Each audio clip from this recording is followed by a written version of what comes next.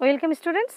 এই ভিডিওতে আমরা ক্লাস 11 এর অর্গানিক কেমিস্ট্রি থেকে জৈব যৌগের একটি অত্যন্ত গুরুত্বপূর্ণ ধর্ম রেজোন্যান্স এবং সেই রেজোন্যান্স থেকে যৌগগুলোর বিভিন্ন ধর্মকে কিভাবে ব্যাখ্যা করা যায় সেই সম্পর্কে জেনে নেব। রেজোন্যান্স হচ্ছে কোনো অণু, পরমাণু বা আয়ন তাদের কিন্তু অবস্থান পরিবর্তন হবে না। তাদের অবস্থান অপরিবর্তিত রেখে ওই অণুপরমাণু বা আয়নে উপস্থিত যে যোজক ইলেকট্রনগুলো থাকবে সেই যোজক বা যোজ্যতা ইলেকট্রনগুলি পুনর্বিন্যস্ত হবে। যোজক ইলেকট্রনগুলি পুনর্বিন্যস্ত হয়ে এক বা একাধিক লুইস গঠন দেবে। লুইস যেগুলো ডট ডট আকারে যে গঠন হয় সেই গঠন। এই যে একাধিক লুইস গঠন আমরা পাবো, সেই প্রত্যেকটি গঠন যৌগটির কোনো না কোনো ধর্মের ব্যাখ্যা দিতে সক্ষম, কিন্তু কোনো একটা গঠন সব ধর্মের ব্যাখ্যা দিতে কিন্তু সক্ষম নয়। তো প্রত্যেকটা অণু, পরমাণু বা আয়নের এরকম বাস্তব অস্তিত্বহীন যে একাধিক লুইস ডট গঠন আমরা পাচ্ছি, সেই গঠনগুলিকে পরস্পরের বলা হচ্ছে রেজোন্যান্স। তাহলে রেজোন্যান্সটা হলো অণু, পরমাণু বা আয়ন তাদের অবস্থান অপরিবর্তিত রইল, শুধু তাদের যোজ্যতা ইলেকট্রনগুলি পুনর্বিন্যস্ত হলো হয়ে একাধিক যে লুইস গঠন পেলাম, যে গঠনগুলো কিনা অণু, পরমাণু বা আয়নটি একটা একটা করে যে কোনো রকম ধর্মের ব্যাখ্যা দিতে সক্ষম, কিন্তু এদের সব ধর্মের ব্যাখ্যা দিতে কিন্তু সক্ষম নয়। এই বাস্তব অস্তিত্বহীন একাধিক যে লুইস গঠন পাওয়া যাচ্ছে, এই ঘটনাটাকেই বলা হচ্ছে বা এই বিষয়টাকেই আমরা বলছি রেজোন্যান্স। এবং এই রেজোন্যান্সের মাধ্যমে যে একাধিক গঠন পাওয়া যায়, সেই গঠনগুলোকে পরস্পরের ক্যানোনিক্যাল গঠন বলা হয়। এবং এই ক্যানোনিক্যাল গঠনগুলোর ভিতর একটা গড় হিসেব করে একটা বিশেষ গঠনকে আমরা প্রাধান্য দিয়ে থাকি। সেই প্রাধান্যপ্রাপ্ত গঠনটাকে বলা হয় রেজোন্যান্স হাইব্রিড।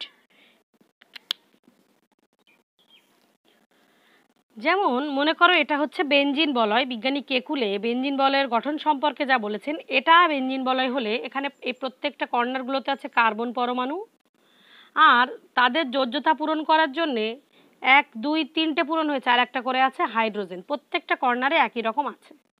এই কার্বন বা হাইড্রোজেনগুলো কিন্তু নিজেদের স্থান পরিবর্তন করবে না। এর মধ্যে যে ইলেকট্রনগুলো আছে, ইলেকট্রনগুলো নিজেদের স্থান পরিবর্তন করতে পারে। এই ইলেকট্রনগুলো এখানে আসতে পারে, এরা এখানে যেতে পারে, এরা এখানে আসতে পারে।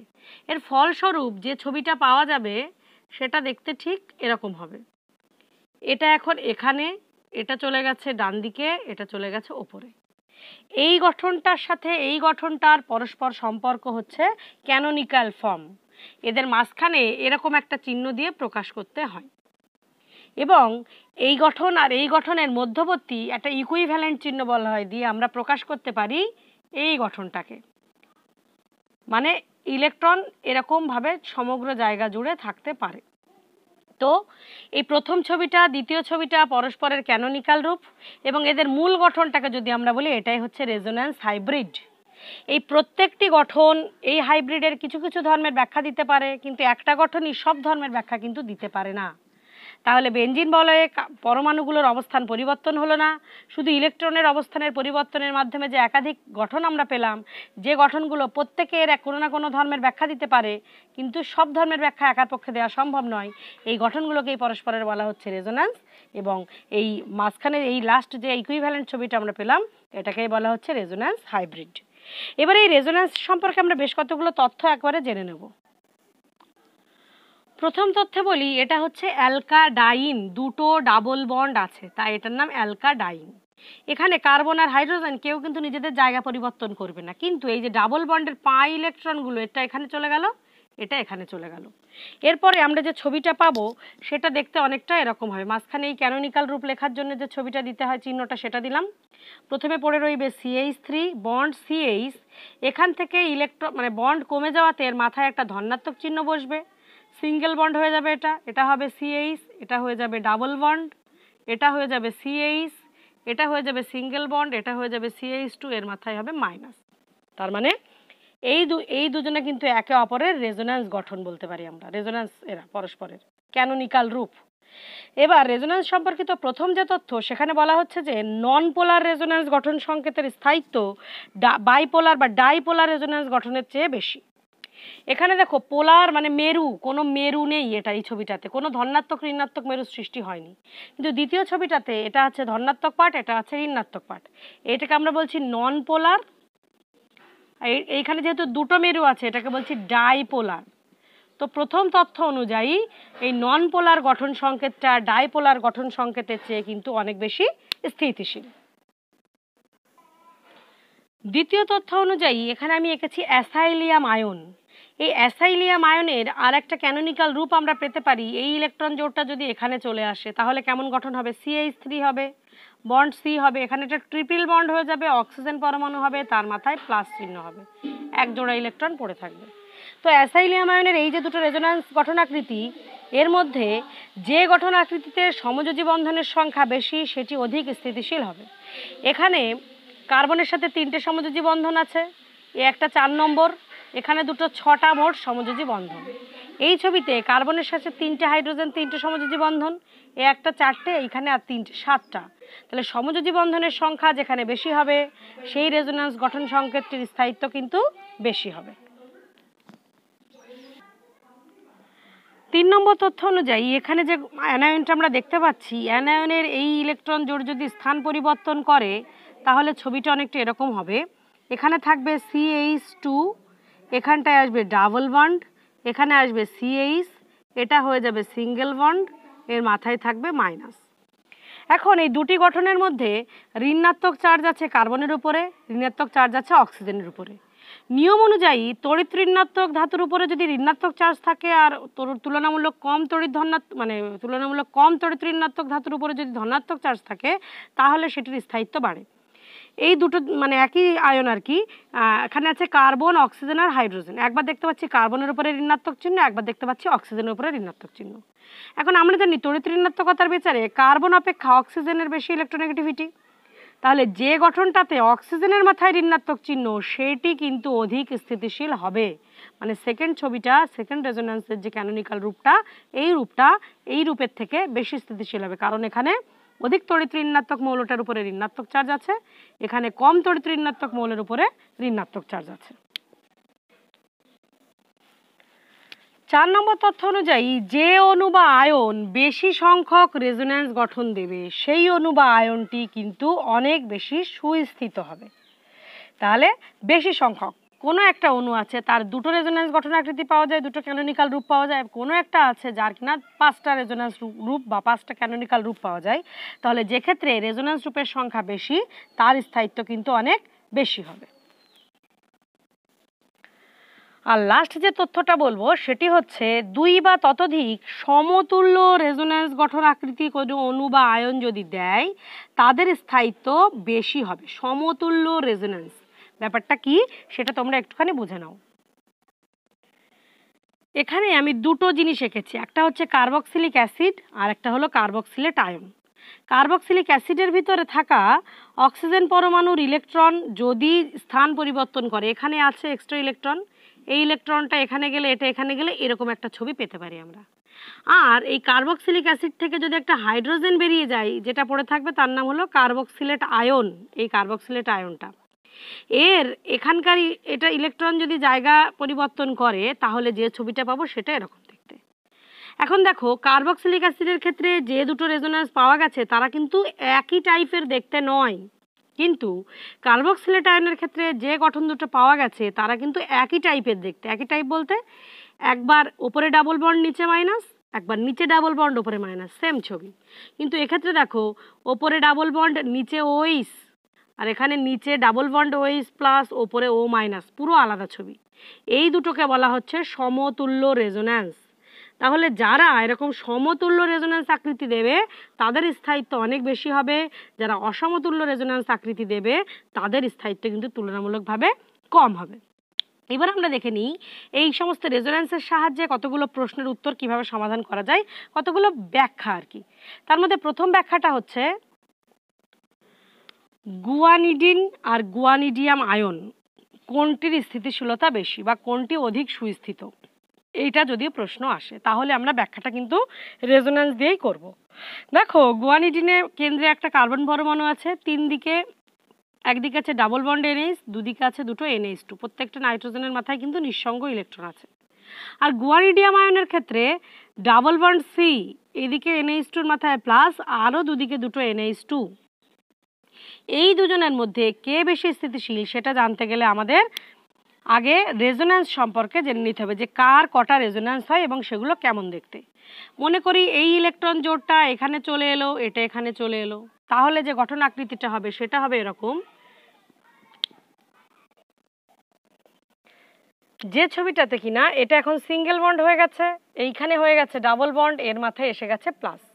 এবার যদি এই ইলেকট্রন জোড়টা এখানে এসে বন্ড করে, এটা এখানে খুলে যায়, তাহলে যে ছবিটা পাবো সেটা হবে এমন একটা ছবি যেটা এখানে আসছে ডাবল বন্ড, নাইট্রোজেন মাথায় প্লাস, এখানে চলে আসছে ইলেকট্রন। গুয়ানিডিনের ক্ষেত্রে এই যে তিনটে রেজোন্যান্স আঁকলাম তার মধ্যে শেষের দুটো ছবি কিন্তু পরস্পর সমতুল্য। একই জিনিস সব দুটোতেই আছে, কোথাও ডাবল বন্ডের জায়গা আর নিঃসঙ্গ ইলেকট্রন যুক্ত NH2 জায়গা জাস্ট পরিবর্তন হয়েছে, এটার উপরে ডাবল বন্ড, এটার নিচে ডাবল বন্ড।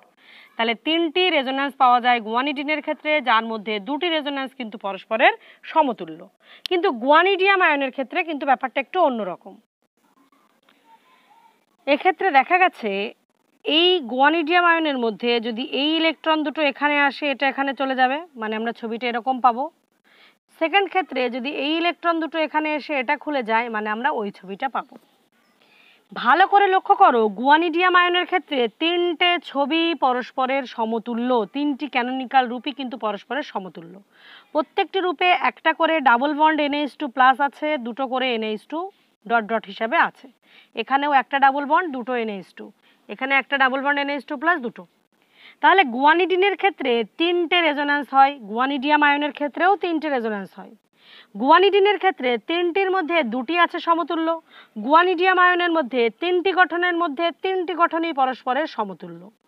যেহেতু গুয়ানিডিয়াম আয়নে অধিক সংখ্যক সমতুল্য গঠন আকৃতি বিশিষ্ট রেজোন্যান্স পাওয়া যায়, সেই জন্য গুয়ানিডিয়াম আয়নের স্থায়িত্ব গুয়ানিডিন অপেক্ষা অনেক বেশি। তাহলে আমাদের যদি প্রশ্ন আসে গুয়ানিডিন আর গুয়ানিডিয়াম আয়নের মধ্যে কোনটি অধিক বেশি সুস্থিত, তখন আমাদের কাজ হবে দুটোর রেজোন্যান্স প্রথমে এঁকে দেখানো, তারপর বলা গুয়ানিডিনের ক্ষেত্রে তিনটির মধ্যে দুটি গঠন সমতুল্য আর গুয়ানিডিয়ামের ক্ষেত্রে তিনটির মধ্যে তিনটি গঠনই পরস্পরের সমতুল্য, সেই জন্য গুয়ানিডিয়াম আয়ন অনেক বেশি সুস্থিত। তার মানে গুয়ানিডিনের থেকে গুয়ানিডিয়াম হিসাবে থাকতে এটা বেশি পছন্দ করে, সেই জন্য গুয়ানিডিন সদা সর্বদা চেষ্টা করে একটা H প্লাস, এটা তো H প্লাস গ্রহণ করলে নিচেরটা হয়, দেখো একটা H প্লাস গ্রহণ করে গুয়ানিডিয়াম আয়ন রূপে আমি স্থিতিশীল হই। আর যারা H প্লাস গ্রহণ করে তাদেরকে আমরা বলি ক্ষার, সেই হিসাবে গুয়ানিডিন কিন্তু একটা তীব্র ক্ষার। তাহলে যদি প্রশ্ন করা হয় গুয়ানিডিন কেন তীব্র ক্ষার, সেখানেও এই বই ব্যাখ্যা দিতে হবে। গুয়ানিডিন হিসাবে স্থিতিশীলতার তুলনায় গুয়ানিডিয়াম আয়ন হিসাবে স্থিতিশীলতা যেহেতু বেশি, সেজন্য গুয়ানিডিন H প্লাস ত্যাগ করে অল টাইম গুয়ানিডিয়াম হয়ে থাকতে চায়, আর যে ত্যাগ করে না গ্রহণ করে সরি, আর যে H প্লাস ত্যাগ করে তাদেরকে আমরা বলি ক্ষারক। তার মানে গুয়ানিডিন একটা তীব্র জৈব ক্ষার বা জৈব ক্ষারক। সেকেন্ড যে ব্যাখ্যাটা আমরা পড়বো সেটা হচ্ছে বন্ধন দৈর্ঘ্যের ব্যাপারে। এখানে আমি পরপর দুটো ক্লোরাইড যৌগ লিখেছি, প্রথমটার নাম হলো ভিনাইল ক্লোরাইড, পরেরটার নাম হলো ইথাইল ক্লোরাইড। মনে রাখবো ভিনাইল ক্লোরাইডের রেজোন্যান্স গঠন আকৃতি আসে, ইথাইল ক্লোরাইডের সাধারণত হয় না।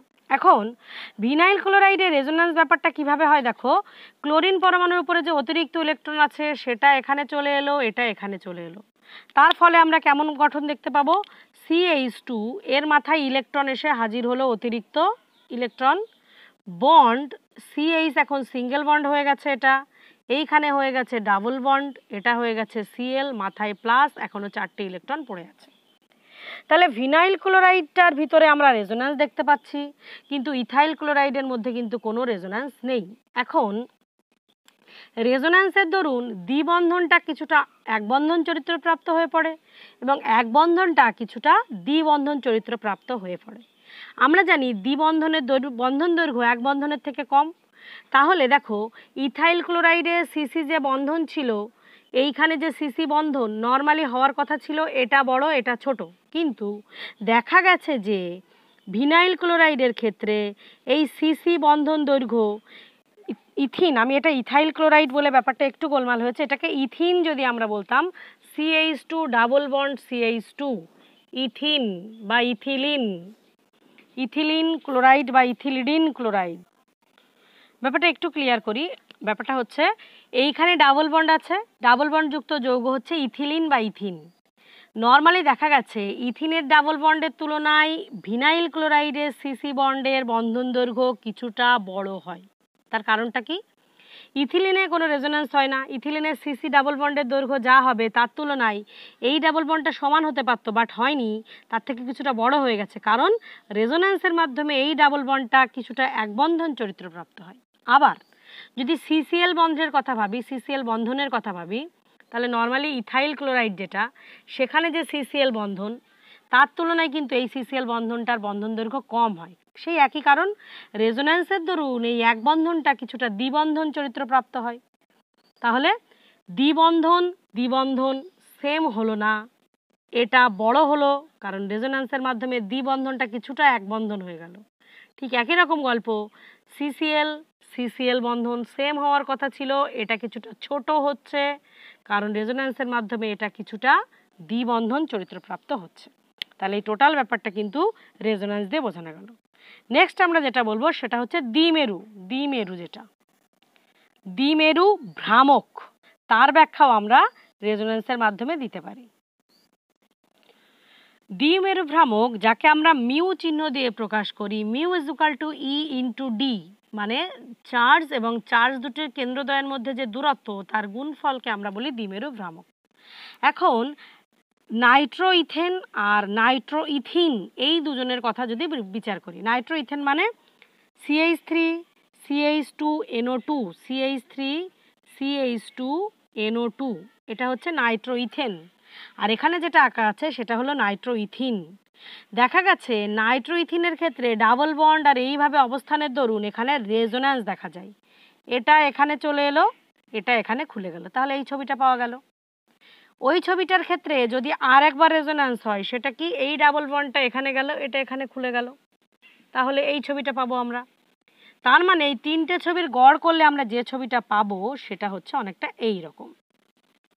তো এই ক্ষেত্রে দেখা গেছে যে ধনাত্মক আর ঋণাত্মক চার্জ অনেকটাই দূরে চলে গেছে। দেখো, দুটো চার্জের ভিতরে কেন্দ্রদ্বয়, চার্জ দুটোর কেন্দ্রদ্বয়ের মধ্যে যে দূরত্ব, সেটা কিন্তু অনেক বেশি হয়ে গেছে। কার তুলনায়? নাইট্রো ইথেনের তুলনায়। নাইট্রো ইথেনে হতে গেলে এটা দুটো চার্জ পাশাপাশি রয়ে যাচ্ছে, কিন্তু এর ক্ষেত্রে চার্জ দুটো কিন্তু অনেক দূরে হয়ে গেছে, আর এখানে তো কোনো চার্জ নেই। তাহলে আমরা বলতে পারি নাইট্রো ইথেনের তুলনায় নাইট্রো ইথিনের ক্ষেত্রে দুটো বিষয় হয়েছে। একটা হচ্ছে চার্জ পৃথকীকৃত হয়েছে, ধনাত্মক ঋণাত্মক চার্জ দুই প্রান্তে চলে আসাতে চার্জ দুটোর কেন্দ্রদ্বয়ের মধ্যে দূরত্বও বেড়ে গেছে। তাহলে চার্জের উদ্ভবও হলো, তাদের মধ্যে দূরত্বও বেড়ে গেল।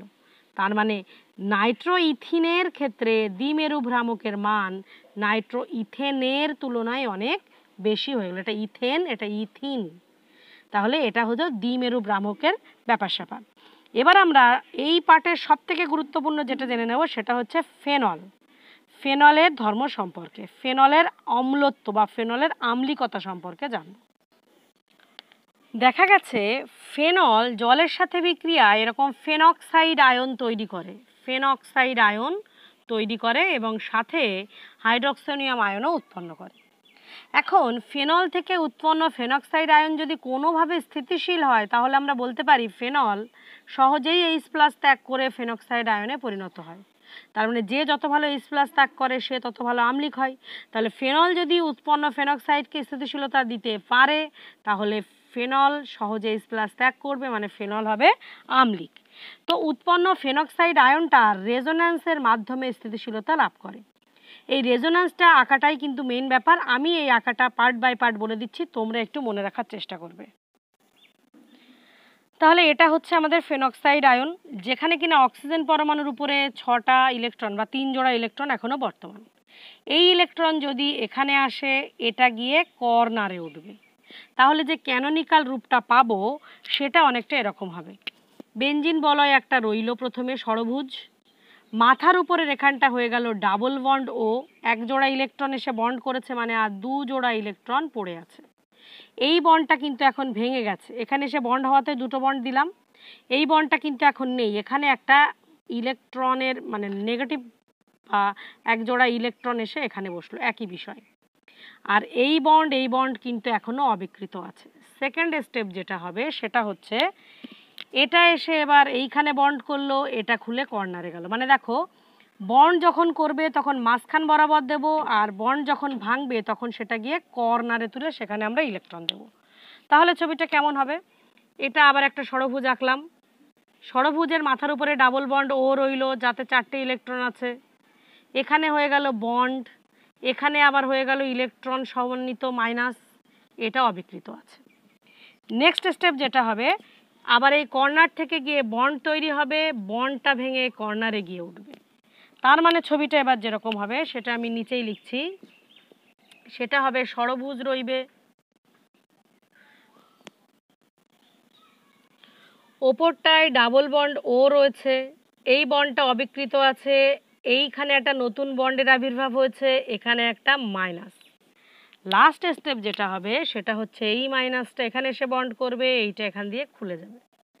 তার মানে এখন যে ক্যানোনিক্যাল রূপটাকে আমরা দেখতে পারবো সেটা আবার কিন্তু প্রথম ছবিটার মতো হবে। ষড়ভুজ আঁকলাম, এইখানে বন্ড আছে, এইটা বন্ড আছে, নতুন বন্ড এখানে তৈরি হলো, এই বন্ডটা এখন সিঙ্গেল বন্ড হয়ে গেল, এটা আবার ও, তার মাথায় মাইনাস। তাহলে যদি আমরা ভালো করে লক্ষ্য করি, ফেনক্সাইড আয়ন 5খানা রেজোন্যান্স গঠনাকৃতি দিচ্ছে।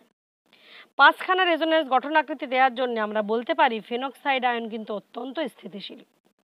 এখন ফেনল থেকে উৎপন্ন ফেনক্সাইড আয়ন যদি স্থিতিশীল হয়, এর অর্থ হলো ফেনল সহজে H+ ত্যাগ করে ফেনক্সাইড আয়ন তৈরি করবে, কারণ ফেনক্সাইড হলেই ও নিজের স্থিতিশীলতা পাবে। তাহলে আমরা বলতে পারি ফেনল থেকে তৈরি হওয়া ফেনক্সাইড আয়নের সাথে সাথে ফেনল কিন্তু আম্লিক হয়ে পড়ছে। ব্যাপারটাকে যদি আমরা শর্টে বলি, ফেনল থেকে তৈরি ফেনক্সাইড আয়ন যেহেতু স্থিতিশীল, সেই জন্য ফেনল কিন্তু আম্লিক হয়। এখন ফেনলের সাথে যদি অন্য যে কোনো অ্যালকোহলের তুলনা আসে, ধরো এটা মিথানল হতে পারে, ইথানল হতে পারে, এক কথায় ROH লিখেছে, আর এর মান মিথেন, ইথেন, প্রোপেন, বিউটেন, যা খুশি হতে পারে। এখন প্রশ্ন হলো ফেনল বেশি আম্লিক না যে কোনো অ্যালকোহল বেশি আম্লিক? ফেনল কিন্তু যে কোনো অ্যালকোহলের তুলনায় অধিক আম্লিক। কারণটা কি? কারণ হচ্ছে ফেনল থেকে তৈরি ফেনক্সাইড আয়ন রেজোন্যান্সের মাধ্যমে স্থিতিশীলতা পাচ্ছে, কিন্তু অ্যালকোহল থেকে উৎপন্ন অ্যালকক্সাইড আয়নের মধ্যে কিন্তু বিশেষ কোনো ওরকম রেজোন্যান্স জাতীয় কোনো ব্যাপার নেই। তার মানে অ্যালকক্সাইড আয়নের স্থিতিশীলতার কোনো ব্যাপার নেই। তার মানে অ্যালকোহল সহজে H+ ত্যাগ করছে না। তার মানে অ্যালকোহলটা কিন্তু তুলনামূলক কম আম্লিক, কিন্তু ফেনলটা বেশি আম্লিক। তাহলে প্রশ্ন হলো অ্যালকোহলের তুলনায় ফেনল অধিক আম্লিক ব্যাখ্যা করো।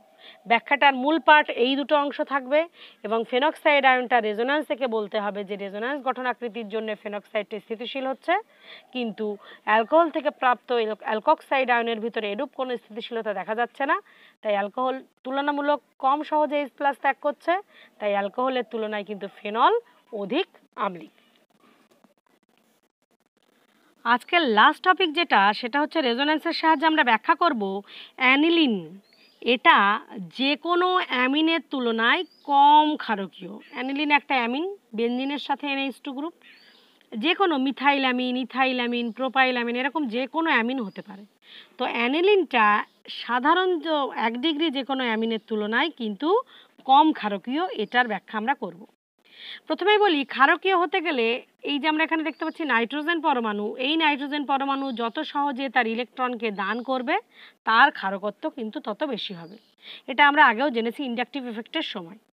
এখন অ্যানিলিনের ক্ষেত্রে আর মিথাইল অ্যামিনের ক্ষেত্রে ইলেকট্রন দান করার প্রবণতাটা নির্ধারণ করে দিচ্ছে আমাদের রেজোন্যান্স। তাহলে অ্যানিলিনের যে রেজোন্যান্স গঠনগুলো হয় সেইগুলো প্রথমে আমাদের এঁকে দেখাতে হবে। প্রথমে কি হবে, নাইট্রোজেন পরমাণুর মাথায় যে নিঃসঙ্গ ইলেকট্রন জোড় আছে, সেই নিঃসঙ্গ ইলেকট্রন জোড়ে সেখানে ডাবল বন্ড করবে, এই ডাবল বন্ডটা খুলেই কর্নারে আসবে। তাহলে ছবিটা কেমন দেখতে হবে? ষড়ভুজ রইল, বেনজিন বলয়ের মাথার উপরে এখন এখানে তৈরি হয়ে গেল ডাবল বন্ড, আর NH2 নাইট্রোজেনের মাথায় লিখলাম আমরা এবার প্লাস। এইখানে বন্ডটা খুলে গেছে, এখানে এসে গেল মাইনাস, একটা বন্ড রইল, এই বন্ডটা রইল। নেক্সট যে ছবিটা আসবে পুরো বেনজিন বলয়ের মতন করেই ব্যাপারটা ভাবো, এটা এসে এখানে বন্ড করলো, এটা খুলে এই কর্নারে চলে গেল। তাহলে ব্যাপারটা আবার কেমন হলো? আবার ষড়ভুজ, তার মাথার উপরে ডাবল বন্ড NH2+ তো রইলই, এইটা এখন এসে এখানে বন্ড করেছে, এটা এখানে মাইনাস, এই বন্ডটা আগেই ছিল। নেক্সট ছবি যেটা, সেটা হচ্ছে এইবার এই মাইনাসটা আবার ঘুরবে, এটা চলে গেল এখানে, এটা চলে গেল, এটা চলে গেল এই কর্নারে। তার মানে ব্যাপারটা কেমন হবে? ব্যাপারটা হবে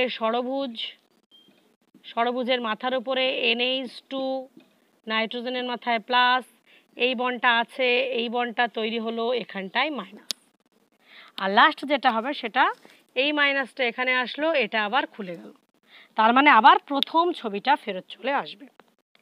দেখো, অ্যামিনের ক্ষেত্রে নাইট্রোজেন পরমাণুর ইলেকট্রন জোড় কিন্তু রেজোন্যান্স গঠনে ব্যস্ত হয়ে গেছে। তাহলে এই ইলেকট্রন জোড় ত্যাগ করার প্রবণতা কিন্তু কিছুটা কমে যাচ্ছে। ইলেকট্রন জোড় NH2 মাথায় যেটা আছে, এখানে ছবিতে হয়তো ক্লিয়ার দেখতে পাচ্ছ কিনা জানি না, আমি একটু ছোট করে লিখে দিই। এই যে নাইট্রোজেন, তার মাথায় ইলেকট্রন, এই ইলেকট্রনটা এসেই বন্ধন করছিল, ঠিক আছে? এই ইলেকট্রন জোড়ার দান করার প্রবণতা কমে যাচ্ছে নাইট্রোজেনের। তাহলে এর ক্ষারকত্ব কিন্তু কিছুটা কমে যাচ্ছে। কিন্তু যে কোনো অ্যামিনের ক্ষেত্রে ওরকম কোনো রেজোন্যান্সের ঝামেলা তো নেই। উল্টে এই যে অ্যালকিল গ্রুপ যেগুলো, তাদের আমরা জানি প্লাস আই এফেক্ট, যদিও এখানে কথা বলবো না তবু বলছি, প্লাস আই এফেক্ট এসে অ্যামিনের মাথায় আরও ইলেকট্রন ঘনত্ব বাড়িয়ে দিচ্ছে, এর নাইট্রোজেনের ইলেকট্রন দান করার প্রবণতাকেও কিন্তু অ্যাকচুয়ালি বাড়িয়ে দিচ্ছে। তার মানে রেজোন্যান্স দিয়ে যদি ব্যাখ্যা করি, অ্যানিলিনের ক্ষেত্রে নাইট্রোজেন পরমাণুর ইলেকট্রন জোড় রেজোন্যান্স গঠনের মাধ্যমে সুস্থিতিশীলতা লাভ করছে, ফলে ইলেকট্রন জোড়টা রেজোন্যান্সের জন্য ব্যস্ত হয়ে থাকছে, সহজে ইলেকট্রন ত্যাগ করতে পারছে না। আর যে সহজে ইলেকট্রন ত্যাগ করতে পারবে না সে কম ক্ষারীয় হবে। তুলনামূলকভাবে যে কোনো অ্যামিন তাতে উপস্থিত অ্যালকিল গ্রুপের প্লাস আই এফেক্টের দরুন নাইট্রোজেনের মাথায় ইলেকট্রন বাড়িয়ে নিচ্ছে, নিয়ে ইলেকট্রন ত্যাগ করার প্রবণতা বাড়িয়ে দিচ্ছে। ফলে যে কোনো অ্যামিন আর যে কোনো যে কোনো অ্যামিনের ক্ষারকত্ব অ্যানিলিন অপেক্ষা বেশি হয়, বা অ্যানিলিনের ক্ষারকত্ব সবসময় সাধারণ অ্যামিন অপেক্ষা কম হয়। তাহলে প্রশ্নটা হলো অ্যানিলিন প্রাইমারি অ্যামিনের থেকে কম ক্ষারীয়, ব্যাখ্যা করো।